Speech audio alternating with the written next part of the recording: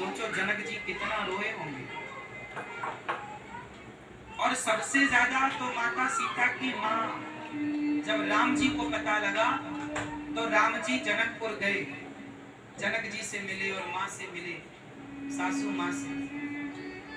माँ ने कुछ कहा ही नहीं, राम माँ के चरणों में बैठ गए और माँ से हाथ जोड़कर राम जी ने कहा, माँ मैं मजबूर था, क्या करता मैं। समाज लांछन लगा रहा था सीता को, क्या मैं सीता पर उठी उंगली बर्दाश्त कर पाता माँ।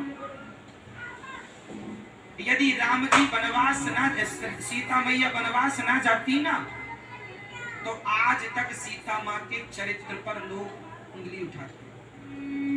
कम से कम वनवास चली गई और अपनी शुद्धता का प्रमाण देकर पृथ्वी में समा गई, तो कम से कम लोगों की कलेजे में ठंडक तो पड़ गई कि नहीं जैसा हम सोच रहे थे वैसा नहीं था। यदि ना जाती तो आज तक जमाना उन्हें गलत कहता। बहुत समझाया राम जी ने। मां बोली, राम तुम दुखी ना हो, मैं तो प्रसन्नता के आंसू बहा रही हूं कि मेरी बेटी ने किसी भी हाल में उसने अपने धर्म को नहीं छोड़ा, उसने पति की आज्ञा मानी। जैसे राम ने माँ बाप की आज्ञा मानी, पिता की आज्ञा मानी। पुत्र का धर्म होता है पिता की आज्ञा मानना, और पत्नी का धर्म होता है पति की आज्ञा मानना।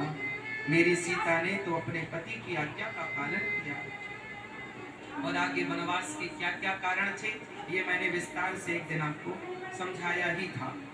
तो भगवान कहने का अर्थ ये होता है कि बेटा यदि नालायक निकल जाए तो एक कुल बदनाम होगा, पर बेटी गलत चली जाए तो दो कुलों की बदनामी है। और यदि बेटा लायक हो जाए तो एक कुल का नाम होगा, पर बेटी लायक हो जाए तो दो कुलों का नाम रोशन करती है। इसलिए बेटों की अपेक्षा समझदार होती है, वो घर नहीं स्वर्ग हो जाता है। इसलिए पुरुष की अपेक्षा स्त्री को ज्यादा समझदार बनाओ, बेटे को समझदार बनाओ, पर बेटे से ज्यादा बेटी को समझदार बनाओ।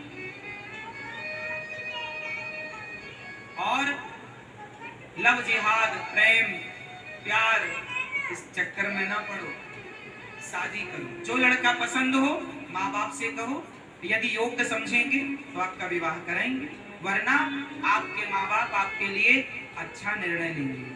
बताओ, माँ बाप सही निर्णय लेते हैं आप लोगों के लिए अच्छा लड़का ढूंढने वाला, या बुरा निर्णय लेते हैं? जोर से। माँ बाप तो हमेशा अच्छा सोचते हैं, पर कई बार भाग्य में जो होता है वो मिलता। कई बार अच्छा ढूंढने के बाद भी वो बाद में बुरा निकल जाता है, वो तो सब भाग्य का खेल है। लेकिन हर माँ बाप अपने बच्चे के लिए, बेटी और बेटों के लिए अच्छे से अच्छा रिश्ता ढूंढते हैं। इसलिए माँ बाप के साथ, माँ बाप की सहमति में आपकी सहमति हो। तो आज से कितने बेटे आप लोग पढ़ाई पर ध्यान देंगे, यहाँ वहाँ किसी लड़की, किसी लड़के, किसी स्त्री, किसी पुरुष में मन ना लगाएंगे। पढ़ाई करो।